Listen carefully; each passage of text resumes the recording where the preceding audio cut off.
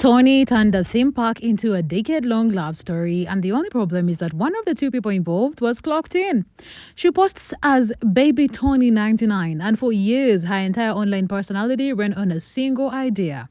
Disneyland wasn't a theme park, it was Neverland, and she was the lost girl who'd finally found her way back. Peter Pan wasn't a character she happened to meet. He was a recurring lead in the show. She was writing about her own life, cast opposite herself, scene after scene, year after year. That show worked beautifully for exactly as long as its audience knew the rules. Then, one video slipped past the people who understood the beat and landed in front of a crowd that had never heard of her. Those strangers were not watching a fairy tale. They were watching a guy at work, and they couldn't unsee it. Hi. What? Whoa! Where did you get this? I made it! No, you didn't. I made it. This is really nice. Thanks. What am I supposed to do with it? I wanted to take a picture of you with it. Oh, okay. Oh, you guys look just like each other.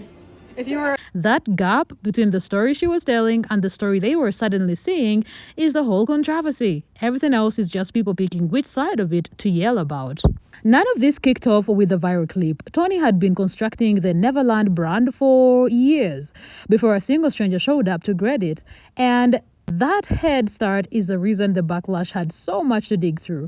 One of her older Peter Pan posts is indexed all the way back to 2020, captioned, "We promise to never forget our adventures." From there, the mythology only thickened. She posted then and now edits, the visual proof that she'd been at this a while. She leaned hard into the lost girl framing and kept bottling her whole Disney identity to the idea that she'd simply refused to grow up, which reads as charming on a small account and combustible on a huge one.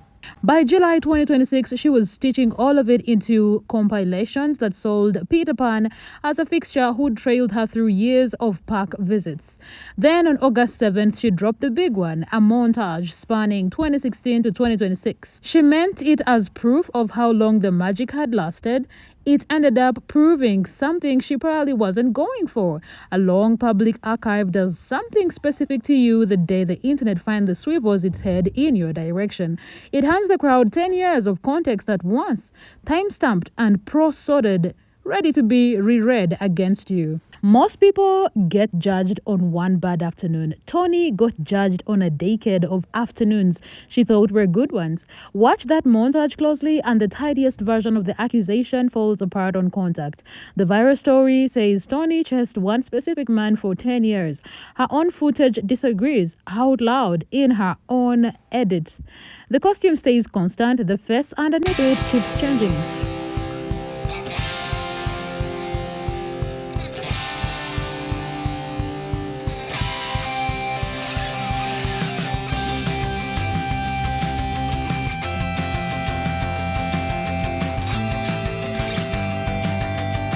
Multiple performers show up across the timeline, same green outfit, different guys inside it, years apart. So whatever she was doing, she wasn't tailing one actor around a theme park like some Neverland bounty hunter. She was returning to a role, and that is the detail that reframes the whole thing without making it 1 degree more normal, because her attachment was never to a person who could reciprocate or refuse. It was to a character who stays permanently 16 and permanently thrilled to see her, no matter which employee got scheduled that day. She built a 10-year relationship with a costume, and the men wearing it were functionally replaceable set pieces. That is somehow a stranger story than the one of the internet was trying to tell, just less convenient for a villain edit. And sit with the irony for a second, because it's a good one. The single strongest piece of evidence against the 10-year stalker story is a video Toni made and posted herself on purpose to celebrate the exact thing people now wave around as proof against her. She built the montage to show devotion. It quietly showed the accusation was sloppy instead. That weekly detail deserves a second look because it's carrying more weight than people notice, and also less. In her own telling, Neverland was somewhere she dropped into roughly once a week. Are you sure? Yeah. Are you sure? Yeah. Are you sure? Well, can I get it on video that I gave it to you? Oh boy.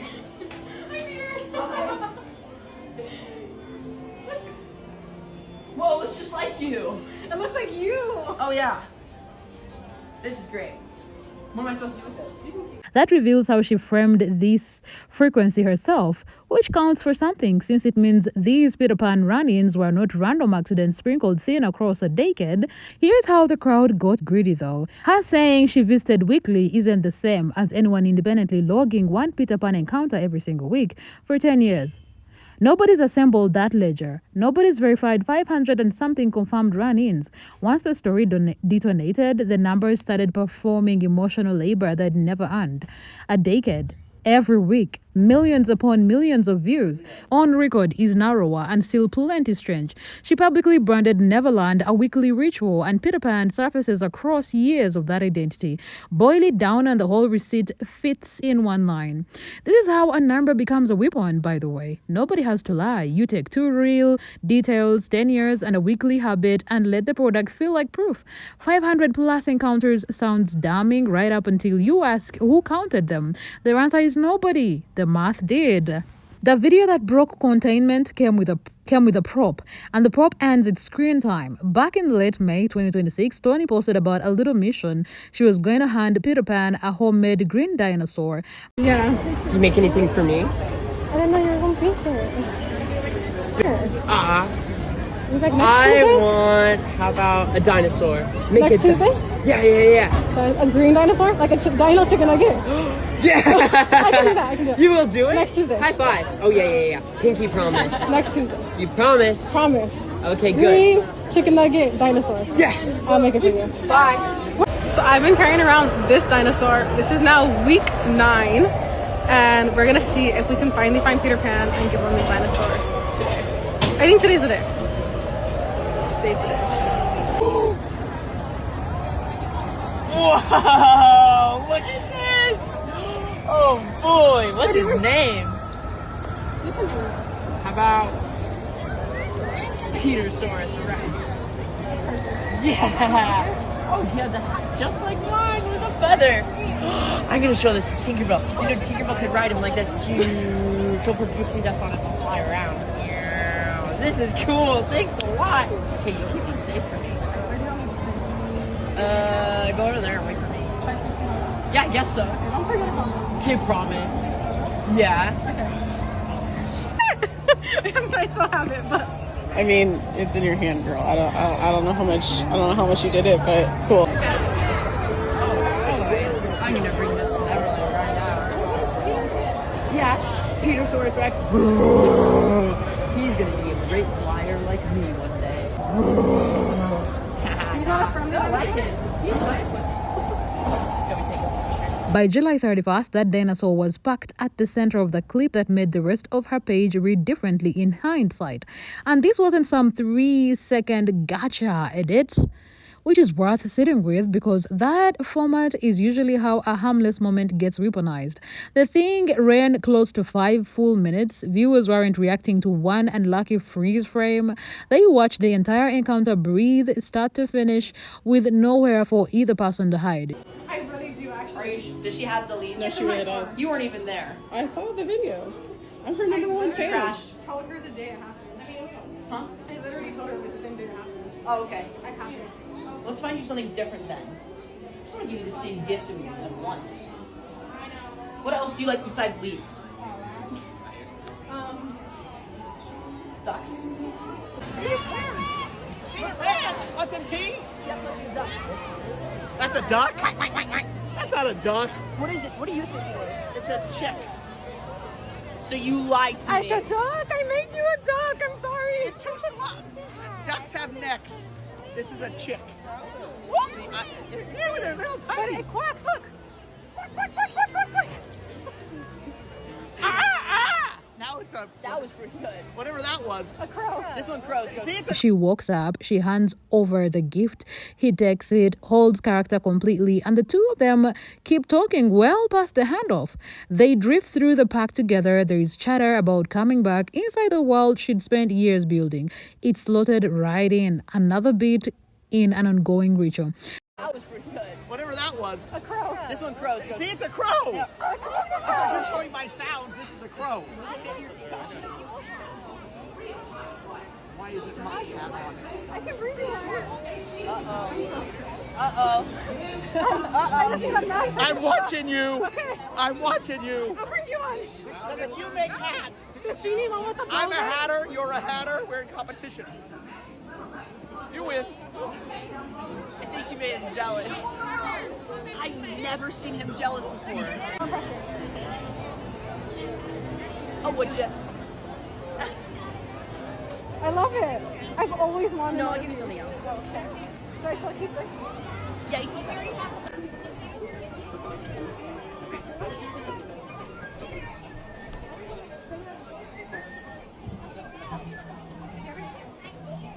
No. You could have a bigger wood chip. Yay. Where'd the other one go? It's in my pocket. Okay. See the bigger one? And then the lizard, but I'll give you this. On the. Yeah. I don't think I could become one, but Yeah, you can. this is my favorite. You like this one? Yeah. Well, now what? You have your prizes. I have my prize. No, we'll see you next week, right? This, cross my heart, as a lost boy honor, I will take care of my duck / chick. Sounds great. Thank you, Peter. You're welcome. We love you. I know. Oh, See you later. okay, sounds great. Thanks for the prize. Bye, Peter. See you later. See ya. I would say that wild, it played like something else entirely. Normally, that runtime would have protected her because a 5-minute clip is the natural enemy of a bad faith edit, and there is no missing context left to hide behind. But length cut both ways here.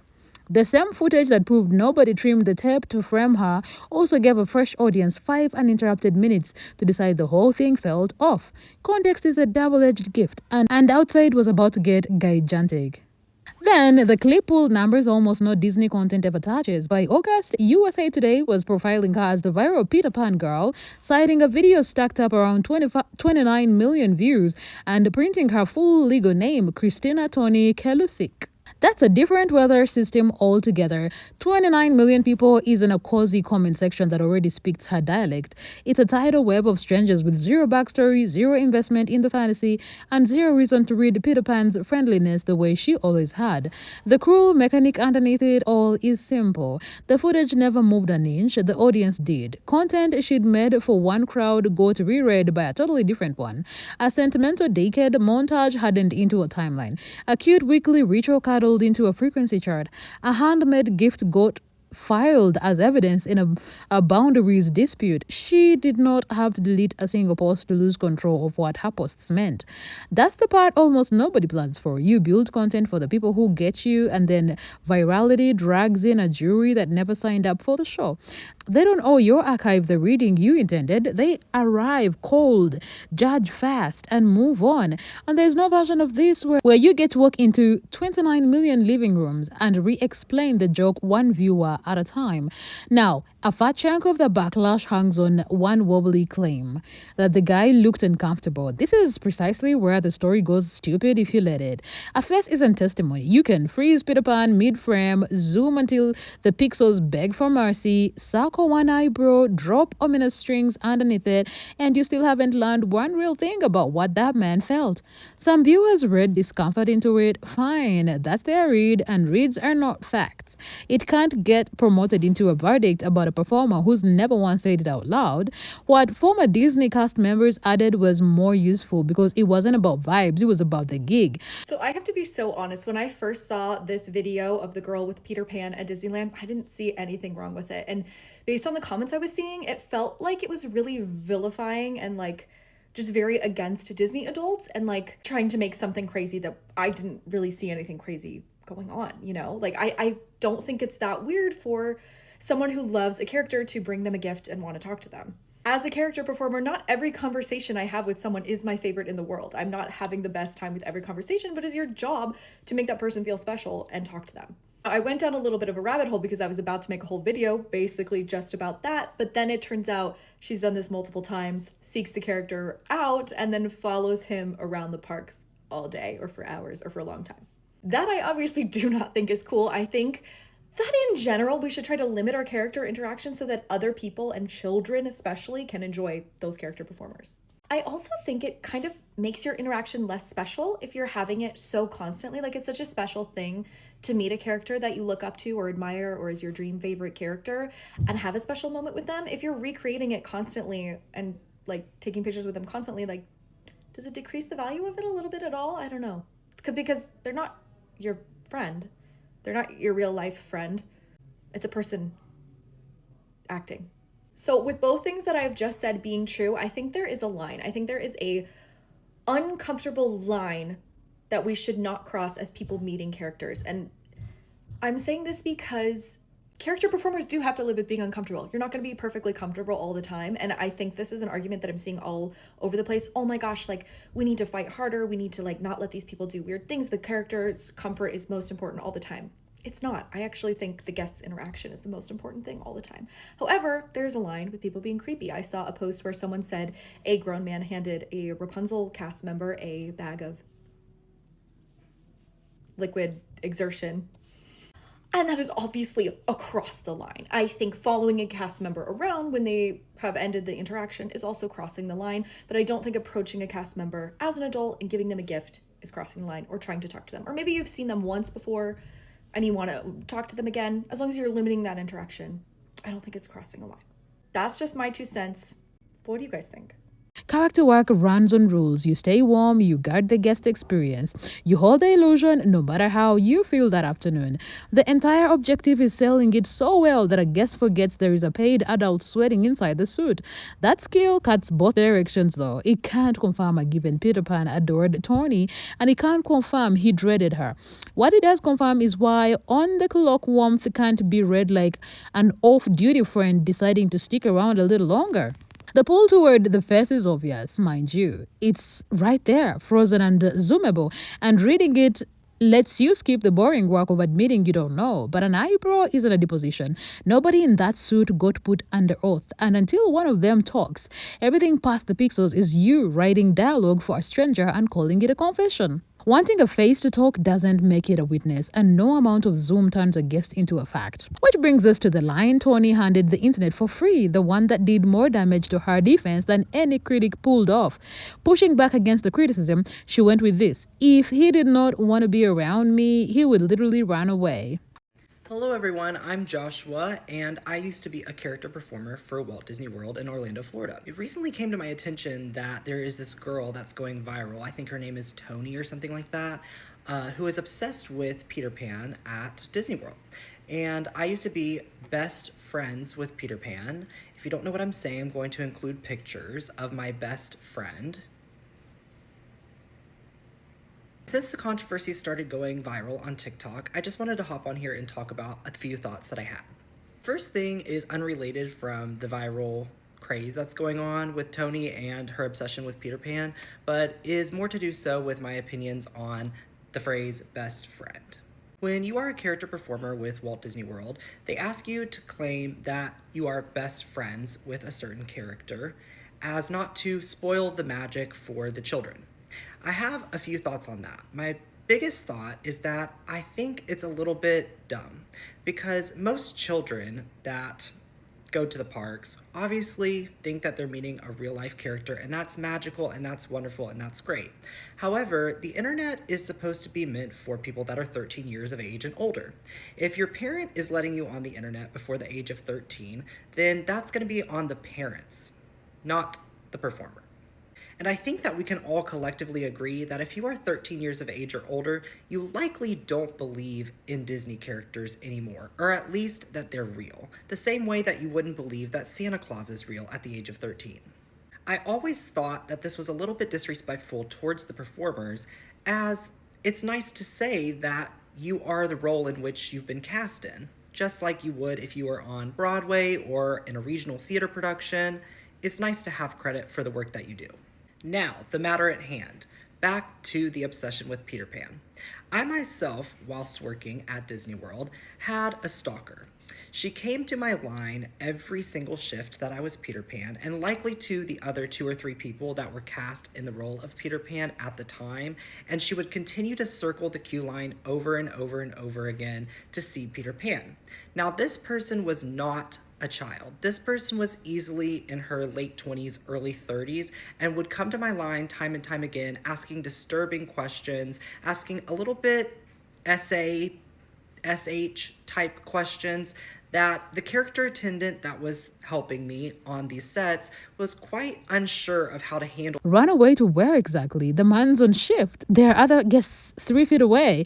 A roll bolted onto the costume and a supervisor somewhere with strong feelings about Peter Pan sprinting off mid-conversation. Toni can tap out and scroll away whenever she pleases.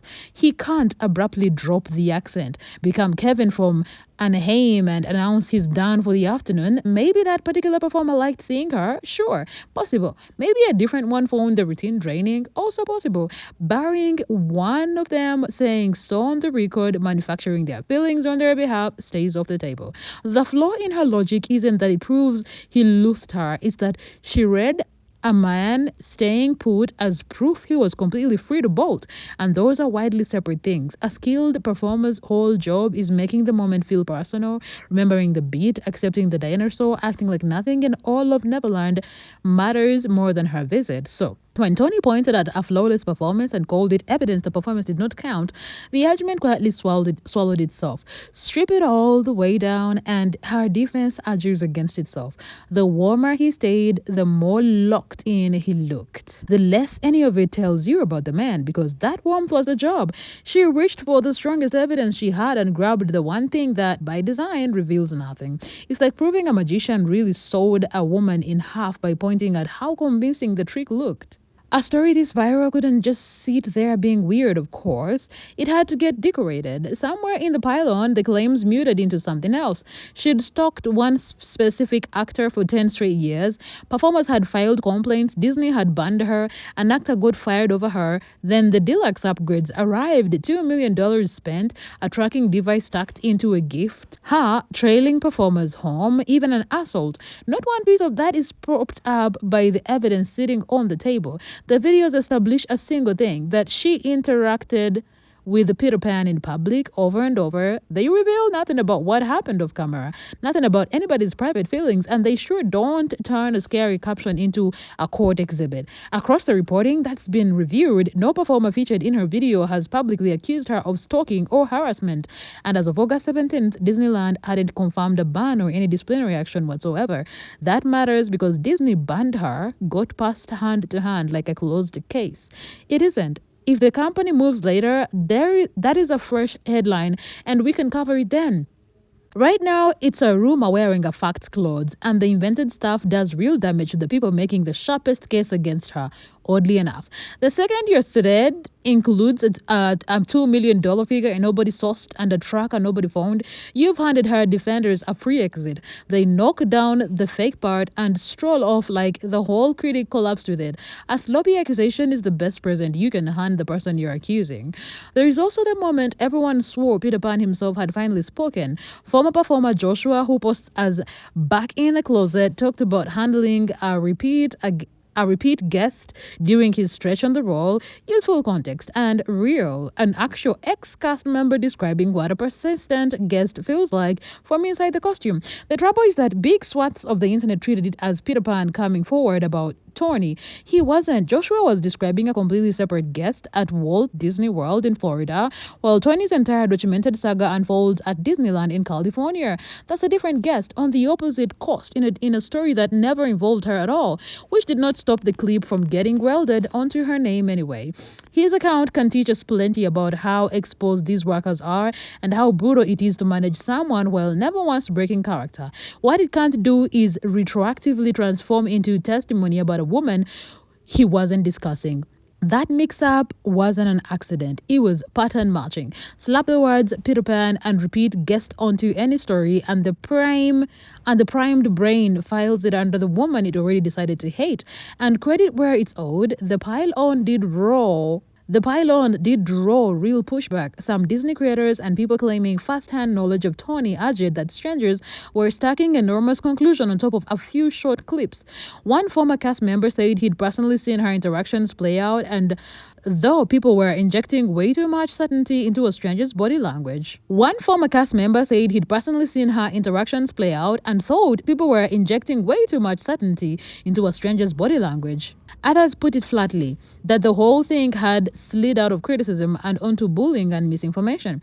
That doesn't prove every Peter Pan was delighted to see her. It isn't supposed to. It just reminds you the reverse. The confident villain edit went unproven too.